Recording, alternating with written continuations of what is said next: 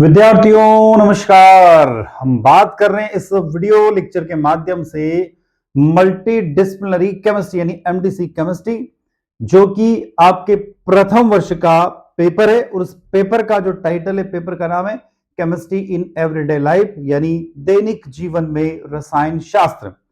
उसकी unit number first, जिसका नाम है यहां पर दिया हुआ है प्राचीन रसायन शास्त्र यानी कि एंसेंट्स केमिस्ट्री। और उसका यूनिट फर्स्ट का ये हमारा पार्ट 9 है, यानी कि 8वां वीडियो लेक्चर है वैसे, पर 9वां पार्ट हम इसमें लेकर आए क्योंकि पहला जो वीडियो लेक्चर था उसमें पार्ट 1 और 2 को हमने कंबाइन किया था। तो इस तरीके से हमारा 8वां वीडियो लेक्चर इस यूनिट का यूनिट फर्स्ट का और पार्ट 9 है ये, प्राचीन काल में धातु निष्कर्षण in metal extraction in ancients time. Madhya Pradesh के कॉलेजों में पढ़ने वाले विद्यार्थियों के लिए नई शिक्षा नीति के अनुसार। तो विद्यार्थियों, हम आपके साथ जुड़े हुए हैं आपके अपने YouTube प्लेटफॉर्म जिसका नाम है केमिस्ट्री बाय डी शर्मा, और मैं डॉक्टर दिपेंद्र कुमार शर्मा आपका स्वागत करता हूं। विद्यार्थियों, देर ना करते हुए इस पूरे वीडियो लेक्चर को हम लोग डिटेल में डिस्कस करते हैं कि आखिरकार इस के अंदर क्या क्या हमने इंक्लूड किया है। तो प्राचीन काल में धातु निष्कर्षण metal extraction in ancient time, इसके अंदर क्या है, with the help of chemistry. देखते हैं, चलते हैं आगे। तो भारतीय धातु कर्म यानी इंडियन मेटलर्जी का इतिहास अत्यंत प्राचीन और समृद्ध है।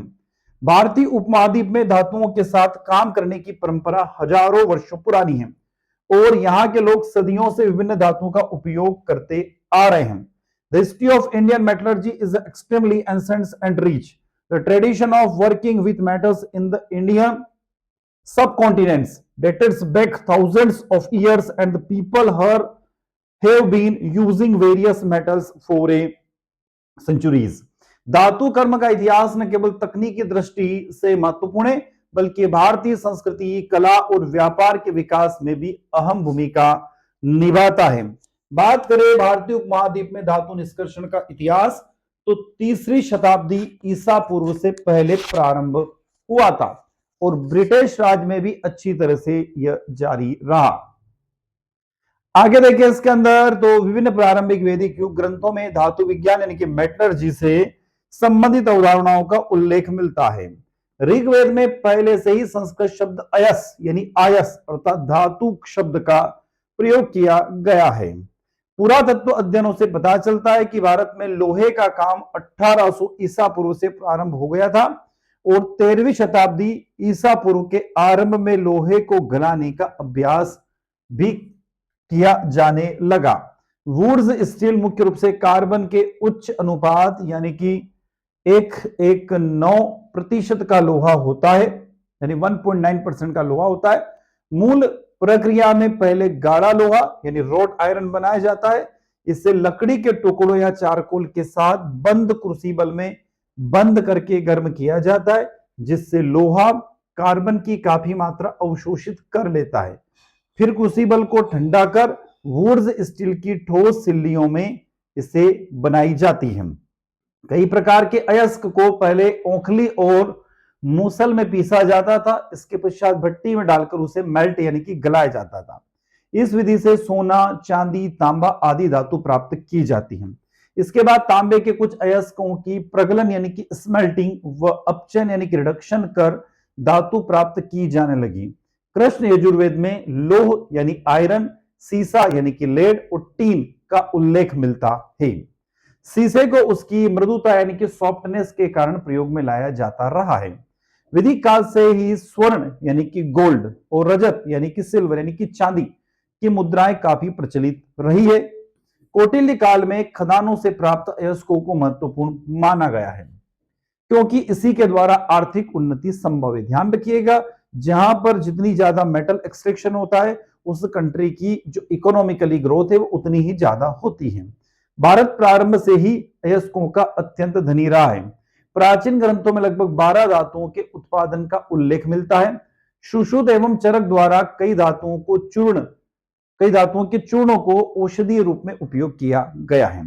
बात करते हैं यहां पर मतलब पीरियड वाइज, तो सबसे पहले बात करते प्रारंभिक काल यानी अर्ली पीरियड्स, सिंधु घाटी सभ्यता यानी इंडस वैली सिविलाइजेशन की। भारतीय धातु क्रम यानी कि इंडियन मेटलर्जी का आरंभ सिंधु घाटी सभ्यता लगभग 2500 से 1500 ईसा पूर्व से जुड़ा हुआ है। यहाँ के लोग तांबा, कांसा और चांदी का उपयोग करते थे। सिंधु घाटी में तांबे के उपकरण, बर्तन और अन्य धातुओं की वस्तुएं खुदाई में प्राप्त हुई हैं, जो ये दर्शाती है कि इस काल में धातु कर्म के उन्नत तकनीकें विकसित हो चुकी थी। सेकंड नंबर पर आता है वेद और उपनिषद काल, वेद एंड उपनिषद पीरियड। वेदों में धातु कर्म से संबंधित यानी मेटलर्जी से संबंधित अनेक संकेत मिलते हैं। विशेष रूप से ऋग्वेद में विभिन्न धातुओं के उपयोग का उल्लेख मिलता है, जैसे सोना, चांदी, तांबा, कांसा, है ना, ऐसा उल्लेख मिलता है। वेदों में धातुओं को देवताओं और उनकी शक्तियों से जोड़कर देखा जाता है। इसके अलावा उपनिषदों में भी धातु विज्ञान के बारे में कुछ जानकारी मिलती है। तीसरे नंबर पर हम पढ़ रहे हैं यहां पर मौर्य और गुप्त काल के बारे में, मौर्य एंड गुप्तास पीरियड। मौर्य और गुप्त काल में धातु कर्म महत्वपूर्ण प्रगति हुई। मौर्य सम्राट अशोक के शासनकाल में लोहे की शिलाओं का निर्माण किया गया, जिन्हें अशोक के शिलालेख के नाम से वो प्रसिद्ध है। इन शिलाओं के निर्माण लोह के उत्कृष्ट शोधन और निर्माण की क्षमता का उदाहरण है। गुप्त काल लगभग 320 से 550 ईस्वी में धातु कर्म की नई ऊंचाइयां प्राप्त की गई। इस समय में भारतीय लोहे की गुणवत्ता और निर्माण कला उच्चतम स्तर पर पहुंच चुकी थी। गुप्त काल में सारनाथ के स्तंभ और कुतुब मीनार जैसे लोह संरचनाएं बनाई गई, जो भारतीय मेटलर्जी का सबसे एक्सीलेंस एग्जाम्पल है। इसके बाद करते इस्लामिक पीरियड की। इस्लामिक काल में यानी जब इस्लामिक पीरियड की बात करें, जो मुगलों ने भारत पर आक्रमण किया तब की बात हो रही है, तो इस्लामिक काल में भारत में धातु कर्म और धातु विज्ञान में महत्वपूर्ण बदलाव आए। मुगल सम्राट अकबर के समय में धातु की कलाओं में काफी निखार आया। अकबर के शासनकाल में लोह शोधन, चांदी और सोने के सिक्के बनाने की कला उन्नत की गई।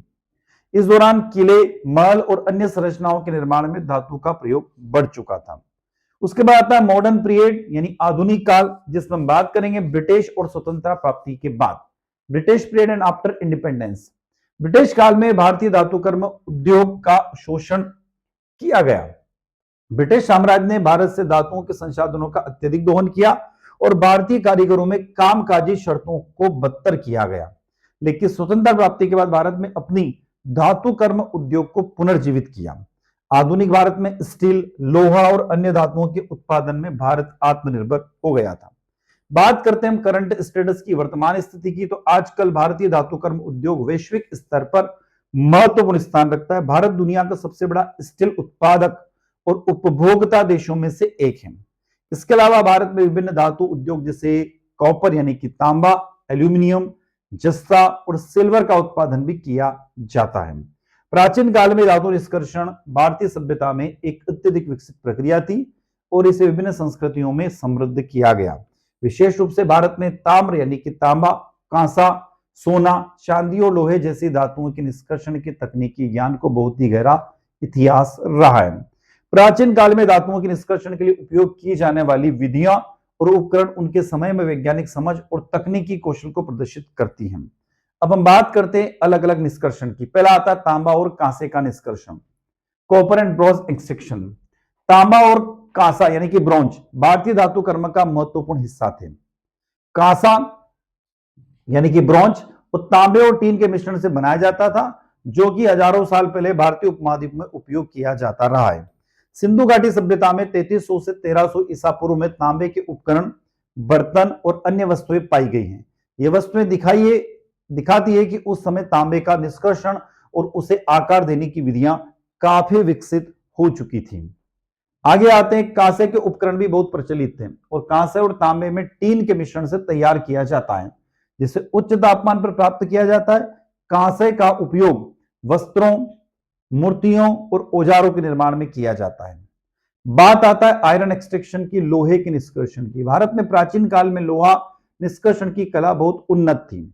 विशेष रूप से भारत में लोह यानी आयरन के शोधन का ज्ञान बहुत पुराना है और यहाँ के लोग लोहा बनाने की प्रक्रिया में काफी प्रवीण थे, काफी अच्छे थे। वैदिक काल व महाभारत काल में लोह और इस्पात का उल्लेख मिलता है। भारतीय विद्वान और शिल्पियों ने लोहा बनाने की प्रक्रिया को उच्च तकनीकी कौशल का प्रदर्शन भी किया था। गुप्त काल यानी कि 320 से 550 ईसा पूर्व में भारत में लोहे का उत्पादन बहुत बढ़ गया था। यहाँ के लोग उच्च गुणवत्ता वाले लोहे का उत्पादन करते थे। उल्लेखों से ज्ञात हुआ है कि 1400 ईसा पूर्व से ही भारत में लौह निष्कर्षण की पुष्टि की गई है। उदाहरण के लिए दिल्ली का लौह स्तंभ कुतुब मीनार इसका सबसे बड़ा उदाहरण है, जो 1500 ईसा से अधिक पुराना है और वैसा का वैसा आज भी है। सारनाथ स्तंभ जैसी लोहे की संरचनाएं दिखती है, जो भारतीय उन्नत लौह निर्माण और शोधन तकनीकी के विकसित होने का में प्रमाण देते हैं। मोहनजोदड़ो और हड़प्पा से प्राप्त अवशेषों से भी यह संकेत मिलता है कि इन क्षेत्रों में लोहा और तांबा दोनों का प्रयोग काफी किया जाता था। लोह प्रगलन भट्टी का उपयोग कर लोहे को पृथक किया जाता था। इस विधि से प्राप्त लोहे का प्रयोग कृषि उपकरणों, शिकार के लिए उपकरण, औजार आदि बनाने के लिए किया जाता था। बात आता है जिंक एक्सट्रैक्शन की, जस्ता निष्कर्षण की। जिंक का प्रगलन यानी स्मेल्टिंग एंड आसवन यानी डिस्टिलेशन अत्यंत कठिन होता है, किंतु इसका आरंभ प्राचीन भारत से ही हो गया था। जिंक वाष्प के रूप में प्राप्त होता है, जिससे नियंत्रित यानी कंट्रोल्ड ताप पर एवं उचित अपचायी वातावरण में संघनित करना पड़ता है। आगे देखें तो जिंक निष्कर्षण की भारतीय विधि देखें तो जिंक धातु को उसके अयस्क से पृथक करना एक अनूठी चुनौती है, क्योंकि जिस तापमान पर जस्ता अपना अयस्क से निकलता है, ये गैसीय रूप में वाष्पीकृत हो जाता है। यदि भट्टी को ऊपर से बंद नहीं किया जाए तो जस्ते की वाष्प हवा से अभिक्रिया करके जिंक ऑक्साइड बना लेती है। अतः अत्यंत सावधानी से आवश्यकता होती है, जिसे प्राचीन काल में विधियों द्वारा प्रस्तुत किया गया। चरक संहिता में जिंक ऑक्साइड, जिसे पुष्पांजन के नाम से जाना जाता था, उसका उल्लेख मिलता है। रस रत्नाकर में पीतल बनाने के कई प्रक्रियाओं और जस्ता निष्कर्षण के आसवन प्रक्रिया का भी उल्लेख है। रस रणव और रस रत्नमुच्चय में से एक विशिष्ट प्रकार के क्रूसिबल का वर्णन किया गया है, जिसमें वृंतक के रूप में जाना जाता है, जिसका आकार बैंगन जैसा होता था, जो आसवन कक्ष बनाने में प्रयोग होता था। बात आती है extraction of gold and silver की, सोने और चांदी के निष्कर्षण की। प्राचीन भारतीय समाज में सोना और चांदी विशेष महत्व रखता है। इन्हें न केवल आभूषणों के रूप में बल्कि मुद्रा के रूप में भी उपयोग किया जाता रहा है। ऋग्वेद में हिरण्य शब्द का व्यापक उल्लेख मिलता है, जो सोने का सबसे पुराना और संस्कृत शब्द है। सोने को पुराने जमाने में क्या कहा जाता था, तो हिरण्य कहा जाता था। इसमें स्वर्ण के उत्पादन जैसे पानी के बर्तन, हार, मुकुट, सोने से सजे रथ आदि का भी उल्लेख है, जैसे हमने रामायण और महाभारत में सुना है और पढ़ा है। सिंधु नदी को स्वर्ण का स्रोत माना गया है। स्वर्ण का प्रयोग शुद्ध रूप में नहीं किया जाता है। इसमें 20 से 40% तक चांदी, तांबा, लोहा, सीसा आदि धातुएं मिलाकर उसका उपयोग किया जाता है। स्वर्ण शोधन की विभिन्न प्रक्रिया वैदिक ग्रंथों में उपलब्ध है। कौटिल्य के अर्थशास्त्र में इसका विस्तृत से प्रस्तुत किया गया है। सोने की खदानें भारतीय उपमहाद्वीप में विभिन्न हिस्सों में थी, विशेष रूप से कर्नाटक, आंध्र प्रदेश और राजस्थान में। सोने के निष्कर्षण और शोधन की एक जटिल प्रक्रिया थी। इसमें पानी और अन्य रासायनिक तकनीकों का उपयोग किया जाता रहा है। चांदी का निष्कर्षण भी प्रमुख था और इसे विभिन्न औजारों और सिक्कों के निर्माण के लिए इस्तेमाल किया जाता था। प्राचीन भारतीय समाज में सोने और चांदी के सिक्के प्रचलित थे, जिन्हें व्यापार और लेनदेन के रूप में इस्तेमाल किया जाता था। इसका रिजल्ट यानी कंक्लूजन देखें तो प्राचीन काल में भारत में धातु निष्कर्षण की तकनीक अत्यधिक उन्नत थी और इन तकनीकों का विकास और प्रसार भारतीय शिल्पकार, विज्ञान और व्यापार में अत्यधिक महत्वपूर्ण योगदान दिया। भारतीय शिल्पकार में इन धातुओं का उपयोग न केवल औजारों, हथियारों और आभूषणों के निर्माण में किया गया, बल्कि धार्मिक और सांस्कृतिक प्रतीकों के रूप में भी इनका महत्वपूर्ण स्थान था। भारतीय धातु कर्म का इतिहास सिर्फ तकनीकी विकास ही नहीं, बल्कि सांस्कृतिक और कलात्मक दृष्टि से भी अत्यंत महत्वपूर्ण है। प्राचीन काल से लेकर आज तक भारतीय धातु कर्म ने विज्ञान, कला और उद्योग में अपनी पहचान बनाई है। तो विद्यार्थियों, ये तो हम बात कर रहे थे मेटलर्जी के बारे में, धातु कर्म के बारे में। तो ये आपने पूरा वीडियो लेक्चर पढ़ा है हमने। हमारा जो अगला वीडियो लेक्चर आएगा, यानी जिसको हम लोग लास्ट वीडियो लेक्चर कहेंगे, वो रहेगा हमारा यूनिट फर्स्ट, जिसमें हम पढ़ेंगे प्राचीन काल में रेशे, कपड़ा और रंगाई का रसायन शास्त्र। तो ये पूरा डिटेल वीडियो लेक्चर आप प्लेलिस्ट में आगे देख सकते हैं। विद्यार्थी, जो हम यहाँ पर अभी पढ़ रहे थे पूरा वीडियो लेक्चर, उसको आप लोग चाहें तो आपके मोबाइल एप्लीकेशन पे जाइए और उस मोबाइल एप्लीकेशन पर जाकर आपके ये जो नोट्स हम पढ़ रहे थे, ये जो हम स्लाइड देख रहे थे, उन स्लाइड्स को आप वहां पीडीएफ मोड में पूरे नोट्स मात्र 51 रुपए में पढ़ सकते हैं। एप्लीकेशन का नाम है स्पीड लर्न, जिसकी लिंक मैंने डिस्क्रिप्शन बॉक्स में दे रखी है। तो विद्यार्थियों, इसी के साथ मैं आपसे विदा लेता हूं। नए वीडियो के साथ पुनः आपसे मुलाकात होगी। वीडियो लेक्चर अच्छा लगता है तो लाइक कीजिएगा, आपके क्लासमेट तक वीडियो को शेयर कीजिएगा, कमेंट बॉक्स में कमेंट कर जरूर बताइएगा और चैनल को सब्सक्राइब करना ना भूलें। इसी के साथ मैं आपसे विदा लेता हूं। नए वीडियो के साथ पुनः मुलाकात होगी। जय हिंद, जय भारत।